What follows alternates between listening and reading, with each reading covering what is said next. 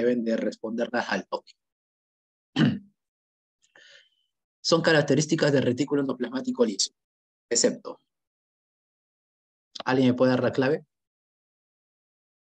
Esta pregunta nos permite recordar un poco de biología y recordar incluso un poco hasta de tejido muscular, ¿ya? A ver, primero, el retículo endoplasmático como tal es una organela. Bien, hay de dos tipos, rugoso y liso. La pregunta que ya lo deberías de saber es, ¿cuál es la diferencia estructural entre una y otra? ¿Cuál es la diferencia entre retículo endoplasmático rugoso y retículo endoplasmático liso? Sus ribosomas. Ah, bien, ribosomas. Ribosomas ubicados en la parte externa de la membrana del retículo endoplasmático. Y es que hay ribosomas, entonces se llamaría retículo endoplasmático rugoso o el RER. Si es que no hay ribosomas, el retículo endoplasmático liso o también llamado REL. Ahora, hay que tener en cuenta eso porque a partir de ahí es de donde van sus funciones principales. El retículo endoplasmático rugoso, porque tiene ribosomas, se da el lujo de poder producir proteínas, ¿ok? Y modificarlas a su antojo, ¿ya? Y el retículo endoplasmático liso, como no presenta estos ribosomas, lo que hace principalmente también es modificar, pero no principalmente proteínas, sino también otras estructuras. Por ejemplo, puede ser colesterol, puede ser la glucosa que lo adhiere, ¿no? Mediante enlaces a los lípidos, etcétera, ¿no? Formando estructuras muchísimo más complejas, ¿ya? Eso es lo que hace el retículo endoplasmático liso, pero también tiene otras funciones. Miren, acá, en esta imagen, vamos a poder observar rápidamente que el retículo endoplasmático rugoso, bueno, acá esquemáticamente está representado de moradito, con sus puntitos, está bien punteado, ¿ya? Y el retículo endoplasmático liso está representado de amarillo, ¿no? Amarillo medio pálido. Ahora, si ustedes se dan cuenta, simplemente son cisternas, son como una especie de cavernas interconectadas entre ellos, ¿no? Y quiero que observen algo. El núcleo está interconectado al retículo endoplasmático rugoso y este rugoso está interconectado al liso. Eso implica de que el rugoso, y en realidad el liso también, principalmente rugoso, ¿ya? Es una prolongación de la membrana del núcleo, ¿ok? Es una prolongación de la membrana del núcleo. ¿Y por qué es así? Porque dentro del núcleo vamos a encontrar nuestro ADN que se va a convertir a ARN. Este ARN mensajero pasa por el ARN ribosómico en forma de ribosoma, ¿verdad? Para transformarse en ¿qué? En proteínas. Que les acabo de mencionar hace un rato, que el retículo endoplasmático rugoso se da el lujo de formar proteínas. ¿Por qué? Porque tiene ribosomas. Entonces es así como se conecta lo que sucede en el núcleo con lo que sucede en el retículo endoplasmático rugoso. Y las proteínas que se forman aquí en el rugoso pasan al liso para modificarse. Se modifican formando glucoproteínas. Entonces, eso significa, profe, que a la proteína le voy a poner glucosa o derivados de glucosa, obviamente. Ya, también se forman fosfolípidos, como en la alternativa A lo menciona. Eso quiere decir, profe, que a mis lípidos le voy a poder poner cadenas de fosfato, glucosfingolípidos, etcétera. ¿Se pueden formar aquí, profe? Sí, se pueden formar ahí. Ah, ya, entonces el retículo endoplasmático liso forma estructuras derivadas de las bases. ¿No? Forma estructuras derivadas de las proteínas, de los carbohidratos y de los lípidos. ¿Okay? Ahora, sí que la A es verdadero. Peso, te dice, sintetiza hormonas esteroideas. Obviamente, sintetiza, por ejemplo, colesterol, ¿ya? Así que besazo también es verdadero. Te menciona, degrada enzimáticamente glucógeno en las células hepáticas.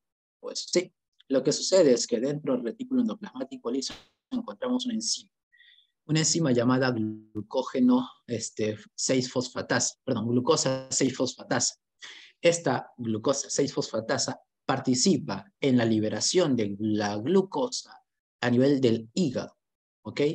Y ello forma parte de la degradación del glucógeno. Así que sí encontramos enzimas que degraden al glucógeno, las células hepáticas, dentro del retículo endoplasmático liso. Dado, dice, almacena iones de sodio. ¿Almacena iones? Sí, pero de sodio, no. ¿Ok? ¿Por qué no de sodio? Bueno, es que lo que sucede es que el retículo endoplasmático liso almacena iones de calcio. Y ustedes lo saben. ¿En qué células almacenan iones de calcio principalmente? Donde es muy importante que su retículo endoplasmático liso tenga una cantidad enorme de calcio. ¿Dónde encontramos o en qué tipo de células encontramos? En el músculo, en el miocito. Tú lo conoces, tú lo sabes. Ese retículo endoplasmático liso dentro del miocito, tú lo conoces como cisternas, ¿ya? Tú lo conoces como ¿qué es la tríada? ¿Sí o no que es el túbulo T con sus dos retículos endoplasmáticos a los costados? Con sus dos, ¿cómo lo conoces con el nombre de qué? Con el nombre de cisternas terminales, ¿verdad? Miren, estas redes forman parte de la tríada. Y esas redes no son nada más que retículo sarcoplasmático y es del tipo liso. ¿Ok? Es ahí donde se almacena calcio.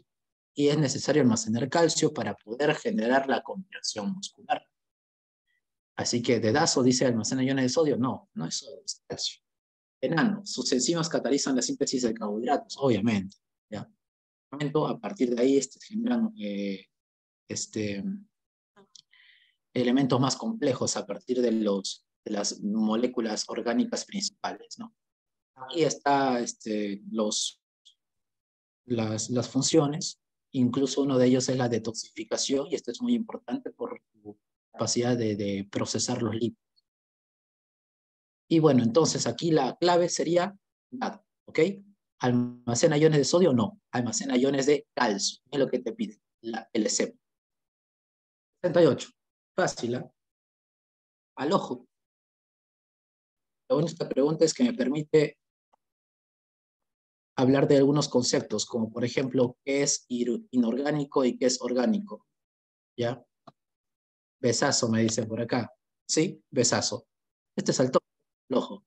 Moléculas orgánicas, moléculas inorgánicas. ¿Qué se llama lo orgánico? ¿Qué se le llama a lo orgánico? ¿Y por qué se le llama inorgánico? Principalmente, bueno, vas a encontrar muchas diferencias, ¿ya? Pero principalmente lo orgánico, ojo, lo orgánico es toda aquella molécula que conforma o proviene de los elementos vivos, de los seres vivos, ¿ya? De las plantas, de los animales, de los seres humanos, etc. ¿Okay? Mientras que lo inorgánico simplemente son moléculas que intervienen en los procesos, pero de manera, digamos que no principal, ¿ya? Son como algo así como cofactores. Las moléculas orgánicas son de varios tipos. Tú sabes, que tú estudias en biología incluso, las 4 moléculas orgánicas principales, las biomoléculas. ¿Cuáles son? Las proteínas, los carbohidratos, los lípidos y los ácidos nucleicos. Ahora, tú sabes también por, de repente, anatomía, que nosotros respiramos moléculas inorgánicas, como por ejemplo el oxígeno, el dióxido de carbono, el monóxido, furos, etcétera, de acuerdo al ambiente, ¿verdad? Ahora, ten en cuenta que todo lo que derive del ser vivo, entonces, como tal, es orgánico. Y aquí encontramos, por ejemplo, la glucosa, el ADN y los triglicéridos. Así que se pueden descartar casita, dado y enano. Te queda con A y con B. De repente no sabes qué es fenilalanina, pero sí, de repente por ahí conoces que es dióxido de carbono. Entonces, el dióxido de carbono es una molécula inorgánica que se produce al momento de la respiración. Ahora, la fenilalanina es un aminoácido, chicos. Es un aminoácido. Y por cierto, es un aminoácido aromático. Esta fenilalanina es importante, ¿ya? Porque a partir de aquí se deriva la tirosina. Y de la tirosina se deriva la melanina, la cual es la molécula, la proteína capaz de darte coloración en piel. Si no consumes fenilalanina, entonces no tienes coloración en tu piel y vas a tener una enfermedad llamada vitiligo. Cuenta que entonces juega mucho en tu función de ser vivo, ¿verdad? Eso es un aminoácido, ¿ya? Entonces, aquí la clave sería besazo, ¿ok? Vamos a ver, miren, ahí está el concepto. Compuestos orgánicos, todo lo que corresponde a seres vivos, porque son producidos por ellos. Todo lo que es inorgánico, lo que interviene en los procesos del ser vivo. Y aquí están las estructuras químicas de cada una de las alternativas que te ponen. Mira, fenilalanina es esta, ¿ya? La molécula aromática. Dióxido de carbono, aquí está, tú lo conoces. La glucosa, 6 carbonos, aquí está. Ya, el ADN, bueno, aquí te lo he puesto, mira, acá está un nucleótido uniéndose con sus puentes de hidrógeno mediante con otro nucleótido, ¿ya? Y los triglicéridos, pues no, que son moléculas bien complejas y grandes. Aquí, 69. Fácil, ¿eh? Bastante fácil. Profe, sí me acuerdo de las hormonas, pero no me acuerdo cómo eran sus siglas. Ya, también es muy importante que te acuerdes de las siglas. ¿Qué significa TRH? Liberadora de tiroides. Bien, hormona liberadora de tirotropina. Muy bien, muy bien. Ojo, dice hormona liberadora, ¿ya? Por cierto, estas siglas están en inglés, ¿ya? Pero si lo traducimos al español, TRH es hormona liberadora de tirotropina. ¿Sí? Besazo, ¿qué significa TSH? Es estimulante, con la S. Bien, hormona estimulante de tiroxina, ¿ya? Hormona estimulante de las tiroideas. GSH realmente no es una hormona como tal, se podría decir, ¿ya? Es una molécula, sí, llamada glutamina. Es un aminoácido realmente, que, bueno, parte de muchas proteínas, pero principalmente funciona como antioxidante. Así que descartado casita, porque no tiene nada que ver con lo que secreta la hipófisis. ¿Ya? Dado, ¿qué significa LH?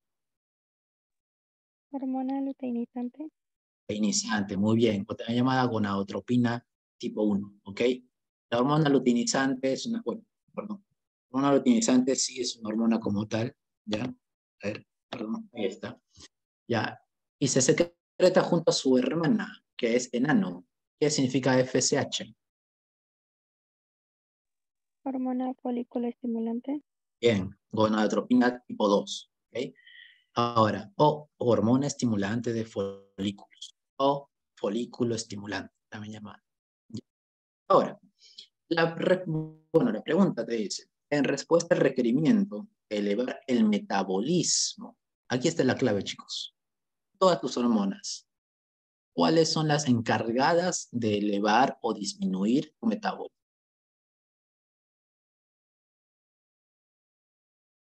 La tiroxina. Exacto, las hormonas tiroideas. Encontramos aquí a la tiroxina y a la T3, ¿verdad? La tiroxina llamada T4. Entonces, hormonas tiroideas son las que juegan con nuestro metabolismo. Tú sabes que estas hormonas tiroideas se forman ¿en dónde? En la tiroides, ¿sí o no? Entonces, acá te piden cuál es la hormona que segrega la hipófisis.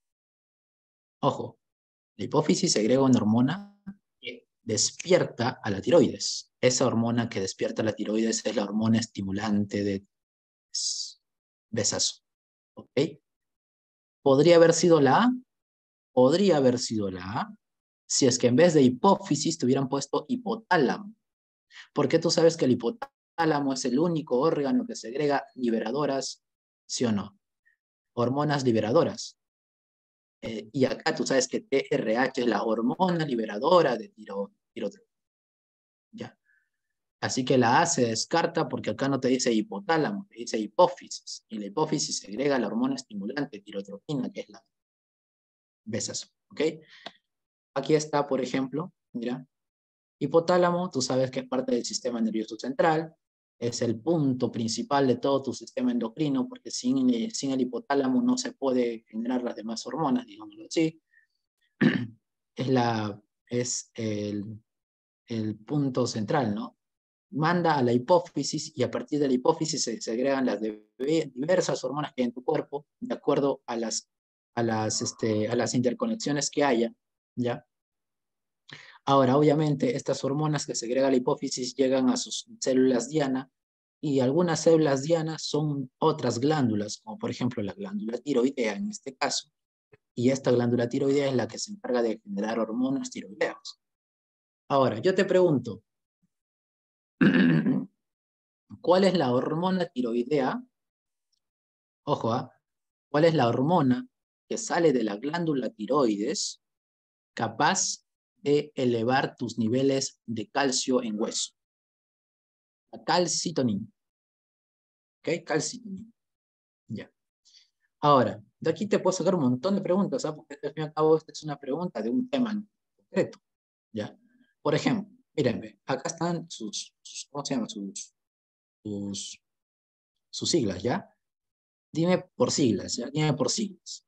¿Cuál es la hormona capaz de estimular la muerte de tus osteoclastos? Clastos comen hueso. Si mueren los osteoclastos, el hueso ya no se come, aumenta. Entonces, ¿en qué momento yo necesito que mis huesos aumenten? Tengo que crecer, entonces debe ser la hormona del crecimiento. Pero, qué verdaderazo. ¿Ya? Otra pregunta. ¿Cuál es la hormona secretada por la hipófisis capaz de eyectar la leche materna? Oxitocina. Es la que abre la puerta para que la leche salga. Pero ¿quién es la que le dice a la glándula mamaria, oye, produce leche, produce leche? ¿A quién le dice? Prolactina, ¿ok? Acá hay entonces dos hormonas que trabajan en conjunto. La prolactina llega a la glándula mamaria y la hace crecer diciéndole que secrete leche, que empiece a formar todos los componentes de la leche. ¿Okay? La prolactina. Por lo tanto, la prolactina hace madurar a la glándula mamaria. ¿Okay? Pero no te permite hacer que la leche salga al exterior. Hasta que recién llega la oxitocina y la oxitocina es como si aplastara la glándula mamaria y entonces es ahí donde recién la leche sale al exterior. ¿Okay? Entonces, yo te pregunto, ¿cuál de las dos, oxitocina o prolactina, cuál de las dos es la estimulada cada vez que el recién nacido es amamantado? Cada vez que se estimula el pezón de una mujer embarazada, ¿cuál de las dos hormonas aumenta? Oxitocina, obviamente, la oxitocina. Listo. Vamos a pasar. Ya, vamos a seguir con la siguiente. Entonces aquí tu clave sería, pues, TSH, pesas. Uf, vitaminas, un mundo. Ustedes dentro de la universidad van a llevar un curso llamado nutrición. Van a hablar mucho sobre esto de vitaminas. Y antes de ello van a llevar un curso llamado bioquímica, donde también van a hablar mucho sobre ello. Vitamina C, ¿ok? Vitamina C. ¿Alguien me puede decir para qué sirve la vitamina E? La vitamina E es un antioxidante, como tal, es una vitamina, ¿ya? Que forma parte de muchas enzimas que permiten disminuir la cantidad de superóxidos en el cuerpo. Pero también está indicado para lo que es esterilidad. ¿Okay? Ahora, yo te pregunto, vitamina E, ¿es lipo o hidrosoluble? Lipo, bien. Entonces, para que tú tengas vitamina E, si se supone que es liposoluble, y se supone que entonces que tiene una estructura química parecida al colesterol, por eso lo hace ser liposoluble, para que tú tengas vitamina E y no seas estéril, ¿qué necesitas consumir? Grasas saludables. ¿Okay? Entonces, profe, consumir grasas es bueno, sí, siempre y cuando sean de buenas fuentes. ¿Okay? No solamente la E, no todas las liposolubles, que ya sabes, como estás hablando por interno, es la D, la E y la K. ¿Ok? ADEC o queda. ¿Ya? Ahora, vitamina A, ¿para qué sirve? La visión, Ok, visión, principalmente, ¿verdad? Visión. Pero también es un buen, ¿cómo te puedo decir? También es una buena vitamina para aumentar tus células inmunes. estimula la inmunidad, digámoslo así. Si tienes poca vitamina A, infecciones a cada rato, podrías morir. Pero es poco probable, ya es poco probable, porque tienes grandes acumulaciones de vitamina A en tu hígado. Bastante. Igual, de todas maneras, ¿no? En una persona con desnutrición, pues no crónica, sobre todo, vamos a tener infecciones hasta por gusto. Y obviamente hasta ceguera, ¿no? Conos y bastones. Vitamina B. Tú sabes que la vitamina B hay un montón. Ahí está, ¿no? 1, 2, 3, 5, 6, 7, 8, 9 y 12. Cada una de ellas te genera diversos tipos de enfermedades si es que no están. ¿Ok? Vitamina B12 y vitamina B9, importantísimos en una mujer embarazada, ¿ya? Porque te pueden generar una anemia, también importantísimo en niños, ¿ya? Porque estas vitaminas son las principales para formar ADN, ¿ya? Así que en una mujer embarazada, si es que no consume adecuadamente, sobre todo vitamina B9, que es el folato, pues va a generar, ¿no? Algún tipo de déficit en la formación del sistema nervioso del niño, etcétera, ¿no? Vitamina C nos permite hacer que nuestro colágeno, vitamina C es un cofactor importante para hacer que la prolina se convierta en hidroxiprolina y la lisina se convierta en hidroxilisina. Estos dos, la hidroxiprolina y la hidroxilisina, son importantes para producir colágeno. No hay esas dos, no hay colágeno. No hay colágeno, no hay piel, no hay huesos. La persona muere. Si es que está en déficit, escorbuto. Y es justo lo que te pregunta. Entonces, pregunta al toque. Vamos a ver tu sentido clínico. ¿Cómo encontrarías una persona con escorbuto? Bastante alto, bastante fornido, una piel bonita. Encontrarías una persona bastante pequeña porque sus huesos no se han desarrollado. Es característico, muy característico, que cada vez que se cepillan los dientes les sangran las encías porque las encías serían muy débiles y tú sabes que el cepillado de dientes genera mucha fricción. ¿Ya? Tendrían una piel muy pálida y bastante débil, bastante frágil. Es una persona con escorbuto. ¿Ya? Vitamina D. La vitamina D es importante y te cuento que no es una vitamina, es una hormona realmente. ¿Ya? ¿Para qué sirve? Para la absorción de calcio. Alto, calcio principalmente.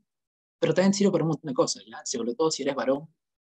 La vitamina D es una vitamina liposoluble, deriva del colesterol y como deriva del colesterol, entonces es importante para el metabolismo de muchas hormonas que tengan que ver con el colesterol y una de ellas es la testosterona. Si eres varón, necesitas tener una buena cantidad de vitamina D, o si no, no tienes buena cantidad de testosterona. ¿Cómo lo produces? ¿Cómo lo produces? Bueno, realmente no lo produces, lo tienes que consumir. Aunque tienes ciertos niveles en la piel, luego se van a ir al hígado y que luego se van a ir al riñón para activarse. Y es ahí donde recién se hace funcional, pero lo debes de consumir de todas maneras. Y para que sea funcional necesitas exponerte al sol, ¿ok? Listo. Un montón de cositas sobre las vitaminas que se pueden hablar. Acá les voy a pasar las diapositivas cuando se termine la clase. Acá lo van a poder revisar cada una de ellas. ¿Cuáles son? ¿Qué son y para qué sirven? Y cuál es la enfermedad que podría generarse si es que ellas no están. Ahí está, ¿ya? Ahí lo revisa. Acuérdate de tu respiración. Acuérdate de un alveolo. El alveolo tiene epitelio simple. ¿Por qué tiene que tener simple? Porque el alveolo es muy importante que pase el aire, ¿verdad? O sea, pase el oxígeno y el dióxido de carbono por ahí. Y si fuera estratificado, el oxígeno tendría mucho recorrido para recibir de un lado a otro. Entonces, debe ser simple, una sola capa. Y dentro de las 3 tipos de células simples que hay, ya sean planas, cúbicas, hídricas, ¿cuál crees que va a ser la más factible para que el oxígeno pase? ¿Sí o no que plano? No sé si tendrás o habrás visto alguna vez alguna mayólica o una cerámica puesta en una pared, en un piso, techo, donde sea. Es más o menos así, ¿ya? El epitelio escamoso o plano, ¿ya? Sobre todo simple, es una sola capa de células bien delgaditas unidas entre ellas. Y sirve para el paso de materiales. ¿Por qué? porque al ser muy delgado, ese tipo de epitelio permite el paso rápido de los elementos. En cambio, si fueran cuboides o si fueran cilíndricas, entonces los materiales no pasarían rápidamente, no tendrían que gastar más energía. Y mucho más si fueran estratificados. Entonces, por simple lógica, besazo. Pero hay que recordar un poquito. ¿Qué es pseudoestratificado? Y primero, ¿qué es estratificado como tal? ¿Cómo es un escamoso estratificado? ¿Cómo te imaginas que sea un escamoso? Pues acá les he traído unas imágenes, miren, ahí está. Plano simple, cúbico simple, cilíndrico simple, y acá está el pseudoestratificado. Se llama pseudoestratificado 1 porque al microscopio óptico parecieran que hubiera muchas capas. Pero si lo analizamos con detenimiento, vamos a ver que todas las células están pegadas a su membrana basal. Todas a la membrana basal, así que todas forman una sola capa. No hay célula encima de otra, no. Acá todas están en su membrana basal. Se llama pseudoestratificado, porque pareciera que estuviera estratificado, pero no. Un epitelio simple es que tiene una sola capa, todo está determinado de acuerdo a la forma de la célula, ¿ya? ¿Y dónde vamos a encontrar simple plano? Ya sabes, principalmente en los pulmones. Principalmente, no es el único lugar. También vamos a encontrar en tu endotelio, dentro de tus vasos sanguíneos, ¿ya?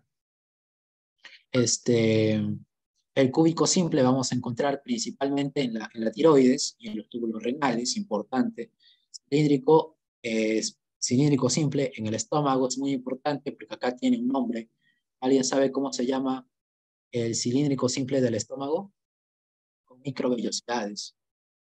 Y también lo vamos a encontrar a nivel de nuestro intestino delgado. Aquí sí toma un nombre específico. ¿Alguien sabe cómo se llama ese epitelio cilíndrico simple del intestino con microvellosidades? Tiene un nombre muy famoso. Enterocitos.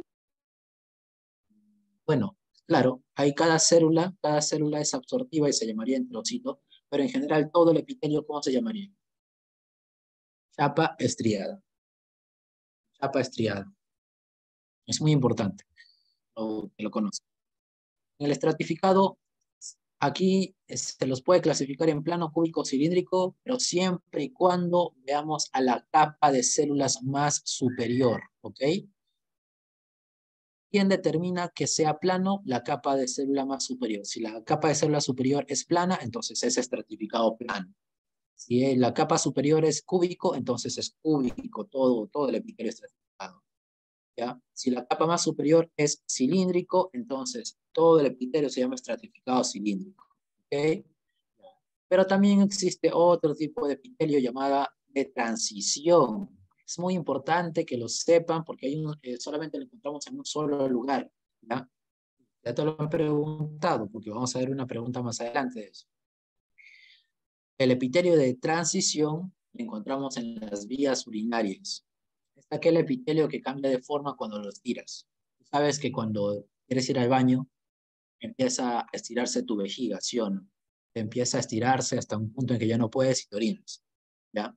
Y el epitelio que reviste tu vejiga es un epitelio, digamos que bastante flexible, ¿ya? Que se puede estirar hasta un cierto punto, obviamente. Y obviamente al estirar el epitelio, las células que lo conforman van a verse de otra forma, van a cambiar de forma. Ese es el epitelio de transición o también llamada urotelio. Famoso sí. ¿Ok? Sigamos. En la 72, ¿cuál es la clave? Pedazo. Está fácil, ¿ya? Hay que recordar que los nucleosomas es la unidad del ADN, ¿ok?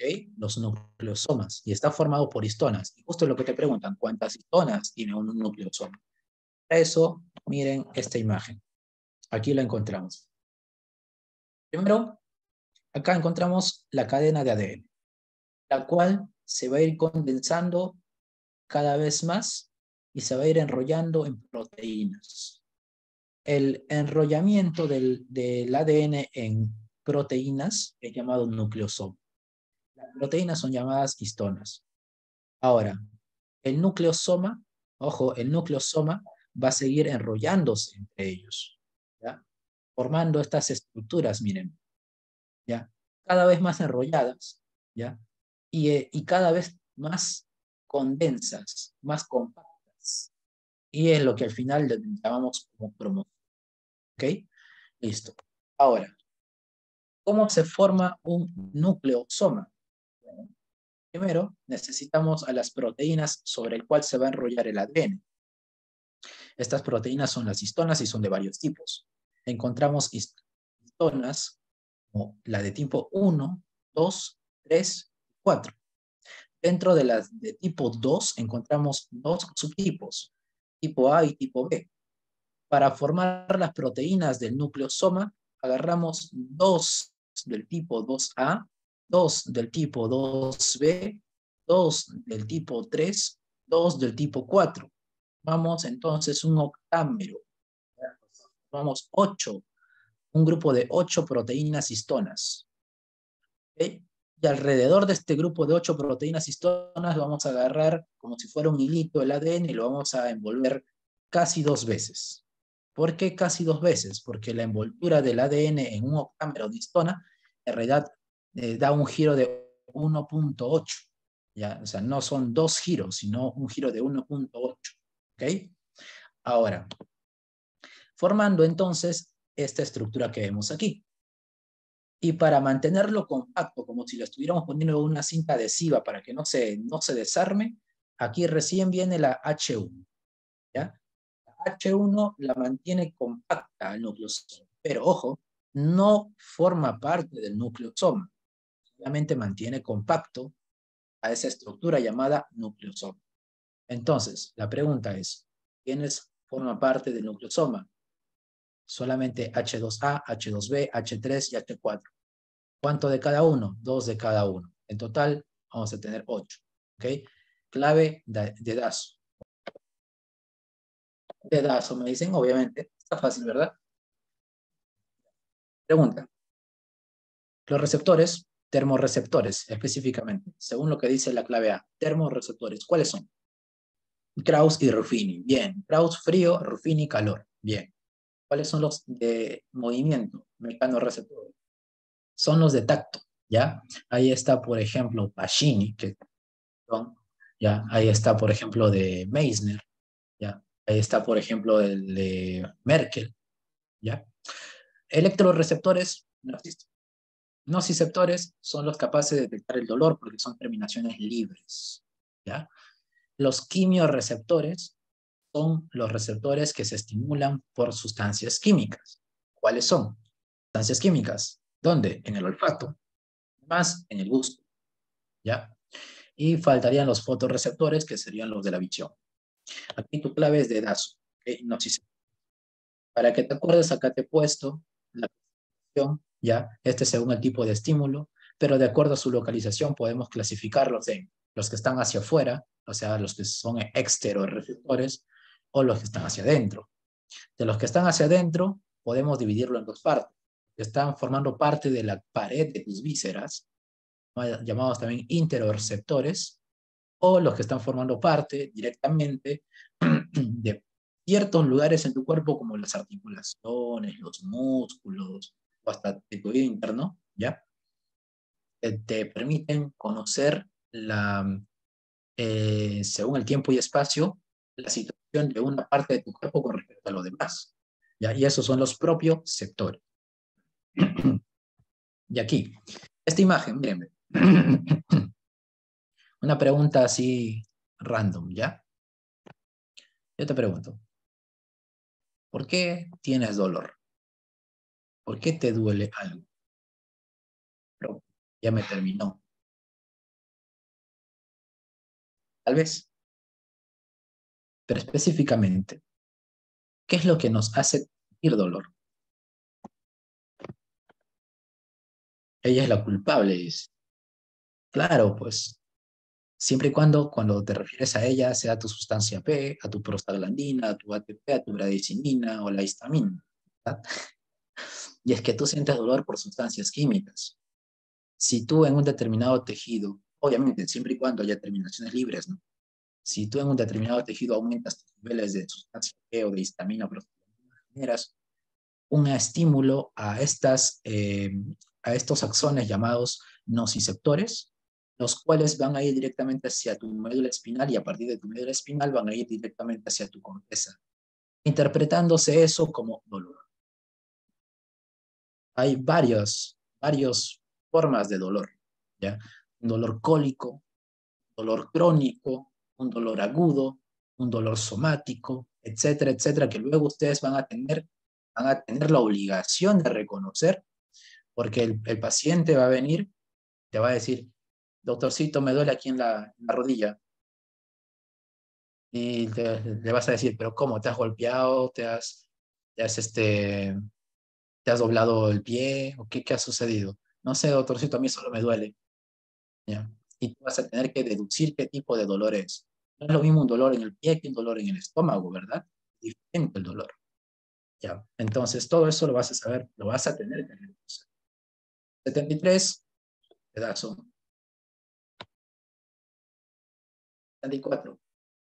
Y esta pregunta es interesante porque puedes descartar 3 claves de una, pero entre la A y la B te quedas dudando. Pregunta, ¿qué es bioacumulación y qué es biomagnificación? Ya, todo depende de si es netamente en un solo ser vivo o si es netamente en varios ser vivos, como te lo menciona en la pregunta, a través de los niveles sucesivos de la red trófica. Básicamente son términos muy parecidos, pero con una diferencia muy importante. Ahora, miren, ve, temáticamente aquí, ¿qué sucede con el pececito? Con este pececito. Esta es la línea de tiempo, ¿ya? Sucede que el pececito por ahí, por alguna razón, comió un contaminante que podríamos poner que fuera mercurio, bastante común, ¿ya? El pececito empezó a consumir mercurio. A través de los días, se sigue alimentando y sigue consumiendo más mercurio. Va acumulando dentro de sus tejidos los niveles de mercurio y estos van aumentando, pues. Eso se llama bioacumulación, ¿ya? Básicamente, dentro de un solo ser vivo. Pero cuando vemos a través de una cadena trófica y a través de los diversos niveles de la red trófica, entonces vamos a encontrar que, digamos, a mayor número de eslabones, mayor concentración del contaminante va a haber, ¿ya? Y esto es muy importante, porque es así como se puede, por ejemplo, nosotros, ¿no? Podemos consumir un pez, justo imaginemos que este pez, ¿no? Este pez que ha bioacumulado grandes cantidades de mercurio en su cuerpo y justo nosotros lo consumimos. Y entonces nosotros tendríamos esa cantidad de metal en nuestro propio cuerpo y eso ya sería biomagnífico. ¿Okay? Entonces, la respuesta a esta pregunta sería besazo. ¿Okay? Vamos. 75. Este es fácil, ya, este es cultura general. Profe, Dime. la bioacumulación es en una sola especie. Ajá, sí, La biomagnificación es de la transferencia de uno a otro. exacto. Ok, profe, gracias. 75. Barco. Barco, ¿sí o no? Fácil, ¿sí o no? Está al toque, al ojo nada más. Y acá una tabla para llenar la diapositiva. ¿Ya? Este del toque, ¿no? Un poquito de colegio incluso. Tú sabes que lo que respiras en mayor cantidad es el nitrógeno, y es muy importante el nitrógeno. Primero, ¿por qué? A ver, que al toque, ¿ya? Al toque. ¿Uno de ustedes va al gimnasio? Sí, ya, cuando ingrese, dice. Cuando ingrese no vas a tener ni tiempo. No, mentira, sí vas a tener tiempo. Organízate bien, ¿no? Ya, ¿sabes qué es lo que se consume? Alimentación para aumentar la cantidad de músculo, sobre todo cuando estás siguiendo ya una rutina de ejercicios, cuando estás una dieta adecuada, ¿no? Una dieta saludable y todo eso. Se consume proteína, se consume aminoácidos. ¿Por qué específicamente eso se consume para aumentar músculo. ¿Por qué? Porque contienen nitrógeno. Y el nitrógeno es importante, ¿ya? Porque es básicamente ¿cómo te podría decir? El ladrillo capaz de construir una pared. Y al hablar de ladrillo estamos hablando de nitrógeno y al hablar de pared estamos hablando de músculo. Muy importante. Lo respiramos, ¿ya? Obviamente que si lo respiramos como en forma de óxido, ahí sí, o sea, como óxido de nitrógeno, eso se vuelve contaminante para nosotros y nos mata. Aparte, el nitrógeno es importante para las plantas. Permite poder, para plantas y bacterias, ¿no? Porque le permite continuar con su metabolismo. ¿Casa? Casa me dicen por acá, por interno me dicen avión, ¿ya? A ver, primero, definamos qué es biomasa. Para poder enano me dicen, uno de ustedes tiene la razón, ¿ya? Pero a ver, ¿qué es biomasa? Es la cantidad, ojo, cuantitativamente, o sea, en números, o sea, la cantidad en kilos por metros cuadrados, ¿ya? De sustancia orgánica que produce un ecosistema, ya sea esta sustancia orgánica viva o muerta, ¿ya? Si es viva, entonces la sustancia orgánica estamos hablando de seres vivos. Muerta, pues entonces estamos hablando de un conjunto de elementos que van a producir vida más adelante, ¿ya? Eso es biomasa como tal. La pirámide de biomasa nos cuantifica, de acuerdo a los niveles, cuánto produce de materia orgánica cada nivel. Los productores, luego el consumidor primario, primero, perdón, el productor, luego el herbívoro, luego el consumidor primario, el secundario y así, ¿no? ¿Ya? Flujo de energía como tal se puede definir como el recorrido que tiene la energía desde la parte externa del Sol hasta el último eslabón de la cadena trófica. ¿Ya? Ese es el flujo de energía. Sabes que es cada vez menor, cada vez que pasa de eslabón a eslabón. Red alimentaria es un conjunto de seres vivos que dependen entre ellos para poder sobrevivir, ¿no? Una pirámide de energía, como tal, es ordenar de acuerdo al flujo de energía cuánto tiene cada eslabón. Tú sabes que, por ejemplo, del Sol viene una cantidad X de energía, pero de ese 100%, el 90% se pierde y el 10% recién llega al herbívoro, perdón, al productor. Este productor, el 90% de la energía que consumió lo pierde, el 10% lo pasa al siguiente nivel, así, así, así, así. O sea, al final, el consumidor terciario, por ejemplo, tiene una cantidad mínima, ¿ya?, de la energía que vino del Sol, ¿ya? Y la pirámide de números es justo lo que te menciona acá. Cantidad de organismos en cada nivel trófico en un ecosistema. Cantidad de organismos. No especificamos si estos organismos son de, de qué especie, no, no, de frente. Organismos, directo, número, ¿ya? Cantidad de organismos en cada nivel trófico en un ecosistema. Esta es la pirámide de números. Esto es un tema llamado pirámides ecológicas, muy importante que lo sepan. Ya saben que la pirámide de energía principalmente va a ser mayor, va a tener una base bastante ancha a nivel del primer nivel, ¿ya? Luego a nivel de los siguientes niveles va a ir disminuyendo. En la pirámide de biomasa, es decir, de la cantidad de sustancia que se va a ir generando, sustancia orgánica que se va a ir generando, depende del tipo de ecosistema que estemos analizando. Estamos analizando un ecosistema terrestre, o es un bosque, entonces va a ser una pirámide así como se encuentra aquí, la típica, ¿ya? Y si es que estamos analizando un ecosistema marino, la pirámide se invierte, ¿ya? Si estamos analizando, por ejemplo, también lo mismo, ¿no? En número, ¿ya? Un ecosistema pequeño, digámoslo así, y un ecosistema grande, puede ser invertido, ¿ya? Pero ahí está la definición, cantidad de organismos, cada nivel trófico en un ecosistema. Dedazo. Todo lo que les estoy hablando hace un momento. Casita, exacto, casita. Cantidad, pero ojo, en número, cuantitativa de materia viviente.